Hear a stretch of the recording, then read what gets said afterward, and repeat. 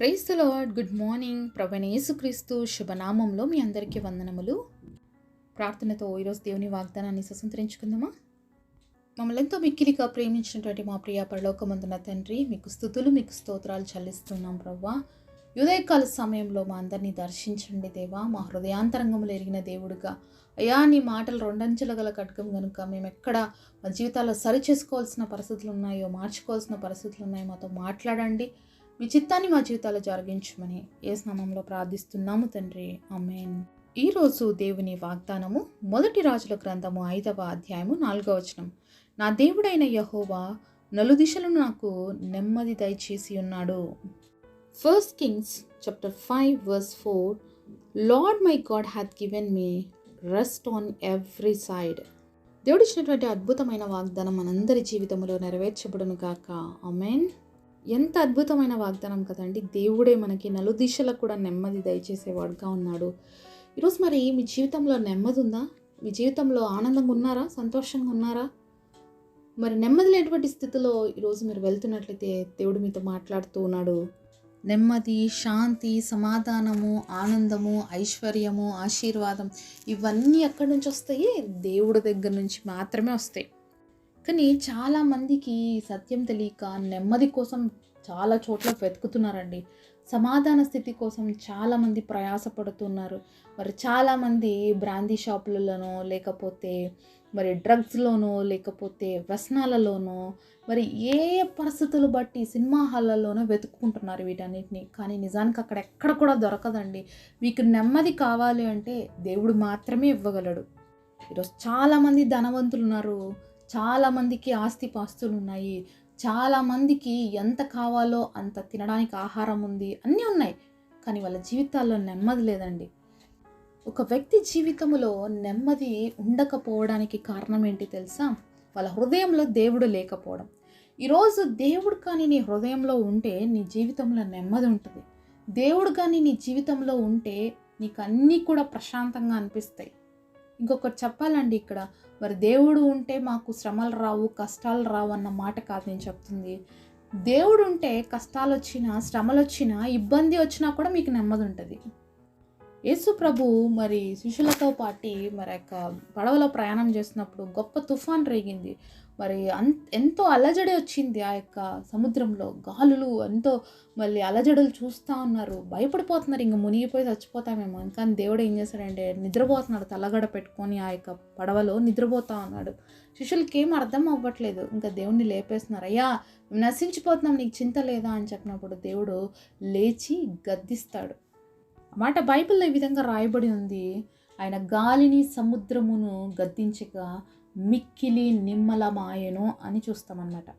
మరి యేసుప్రభు ఉన్నాడు కదా, మరి ఎందుకు కష్టాలు, ఎందుకు ఈ బాధలు అంటే వస్తాయండి సహజంగా. యేసుప్రభు ఈ లోకంలో ఉన్నప్పుడు, ఆయన కూడా శరీరధారిగా ఉన్నప్పుడు మనలాంటి ఎన్నో పరిస్థితులు, ఎన్నో రెట్లు ఎక్కువే వెళ్ళాడు దేవుడు. అయినప్పటికీ కూడా వాటన్నిటిలో పరిశుద్ధంగా ఎలా ఉండాలో జీవించి చూపించాడు, మాదిరిగా ఉన్నాడు మనకి. అంతేకాకుండా ఆ పరిస్థితులను ఏ విధంగా జయించాలి అనేది కూడా మనకి దేవుడు నేర్పించాడు. యేసు ప్రభు కానీ ఆ యొక్క పడవలో లేకపోతే ఆ రోజు ఆ పడవ పరిస్థితి ఏ విధంగా ఉండదో మనకు తెలియదు. కానీ యేసు ప్రభు ఉన్నాడు కాబట్టి అంత అలజడి వచ్చినా, మరి అంత భయంకరమైన తుఫాను, అలాగే ఆ యొక్క వేవ్స్ అలలు కొడుతూ ఉంటే కూడా అది మునిగిపోలేదు. కారణం ఏంటంటే దేవుడు అక్కడ ఉన్నాడు. అలాగే ఈరోజు నీ చుట్టూ ఎన్ని సమస్యలున్నా, ఎన్ని ఇబ్బందులున్నా, దేవుడిని కన్ను కలిగి ఉంటే ఆయన ఒక్కసారి గద్దిస్తే చాలు, మిక్కిలి నిమ్మలమాయను. నిమ్మలం కూడా కాదు, మిక్కిలి నిమ్మలమైన. ఎంత హోరో, ఎంత సౌండ్లు వచ్చాయో, ఆ గాలి, ఆ యొక్క అలలు, వీటన్నిటి యొక్క హోరు ఎంత గంభీరంగా ఉన్నిందో. అయితే ఒక్క మాటతో శాంతించాయి అన్నీ కూడా. అలాగే యేసు ప్రభు నీ జీవితంలో ఉంటే ఆయన ఒక్క మాట చెప్తాడు, ఆగిపో అంటే అన్నీ ఆగిపోతాయండి. నిన్ను బాధించే ప్రతి పరిస్థితి కావచ్చు, నిన్ను నెమ్మది లేకుండా చేసే ఏ పరిస్థితులైనా. కానీ యేసు ప్రభు నీలో ఉన్నాడా? ఈరోజు యేసయ్యకు నీ హృదయంలో స్థానం ఇచ్చావా? యేసయ్యకు నీ మనసులో మరి ప్లేస్ ఉందా? యేసయ్య కానీ మన మనసులో లేడంటే అండి, దురాత్మ ఏలుబడి చేస్తుంది మనని. సాతాను వచ్చి మన హృదయాల్లో ఉండి నడిపిస్తూ ఉంటాడు. ఏ హృదయంలో సాతాను ఉంటుందో ఆ హృదయంలో నెమ్మది ఉండదు. ఎందుకంటే సాతాను భయంకరమైనటువంటి అబద్ధికుడు, అలాగే నాశనకర్త, అలాగే ఎప్పుడు మన చెడు కోరుకునేవాడు. అలాంటి వాడిని తీసుకొచ్చి మన మనసులో పెట్టుకున్నాం అనుకోండి, ఎలా ఉంటుంది చెప్పండి?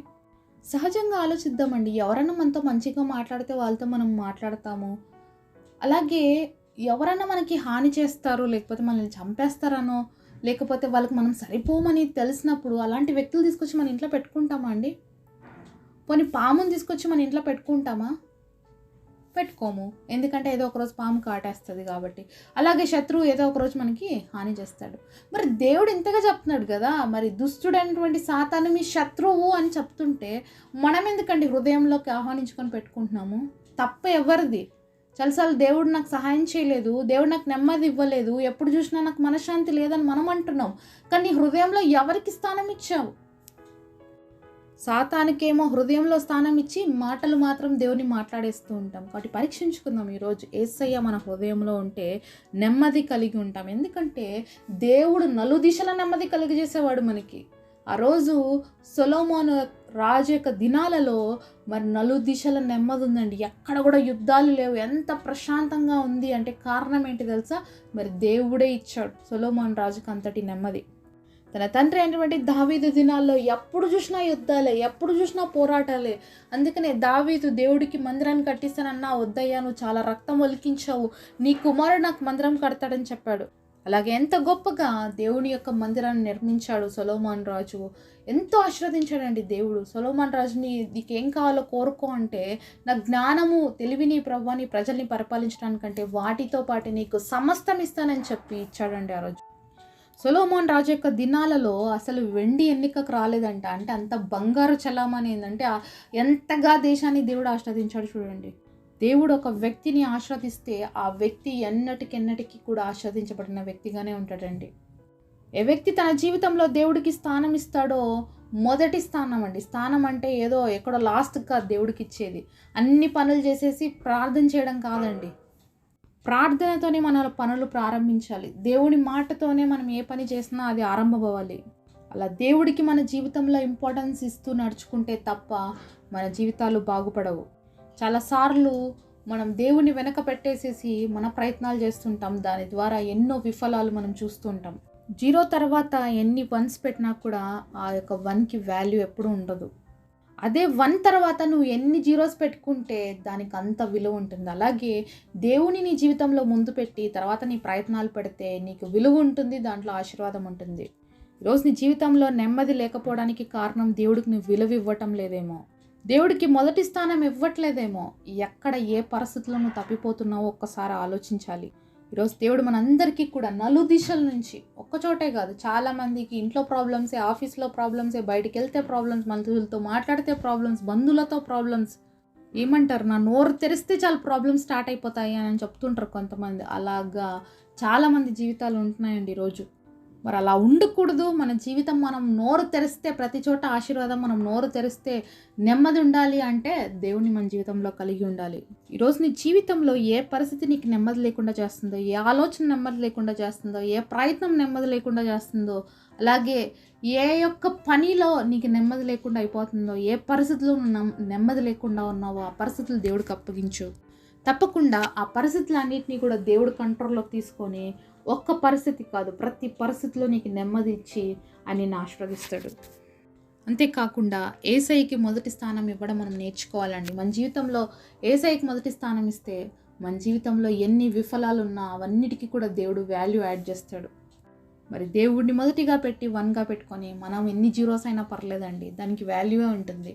కాబట్టి ఆ విధంగా దేవుడు మనం వాల్యూ యాడెడ్గా ఉండాలని, మనం బహు ఆశీర్వాదకరంగా మార్చబడాలని దేవుడు ఎదురు చూస్తూ ఉన్నాడు. రప్పగించుకుంటావా యేసయ్యకి? నీ హృదయంలో స్థానం ఇస్తావా? యేసయ్యకి మొదటి స్థానం ఇచ్చినట్లయితే నీవే చూస్తావు నీ జీవితంలో ఎంత గొప్ప చేంజ్ అనేది వస్తుందో. ఇన్ని రోజులు దేవుడికి కాకుండా వేటికి నీ జీవితంలో మొదటి స్థానం ఇచ్చి నెమ్మదిని కోల్పోయావో ఈరోజు వాటన్నిటిని పక్కన పెట్టేసి దేవుడికి మొదటి స్థానం ఇచ్చి పోగొట్టుకున్న నెమ్మది, ఆనందం తిరిగి సంపాదించుకోవాలంటే యేసయ్యకి మొదటి స్థానం ఇవ్వు. నీ జీవితాన్ని ఆయనకు అప్పగించుకో. అట్టి కృప దేవుడు మనందరికీ దయచేయునుగాక. పరిశుద్ధుడైన తండ్రి, మీరు మాతో మాట్లాడిన ప్రతి మాట కొరకు వందనాలు. ఇచ్చిన ఈ గొప్ప వాగ్దానం మా అందరి జీవితాల్లో నెరవేర్చు తండ్రి.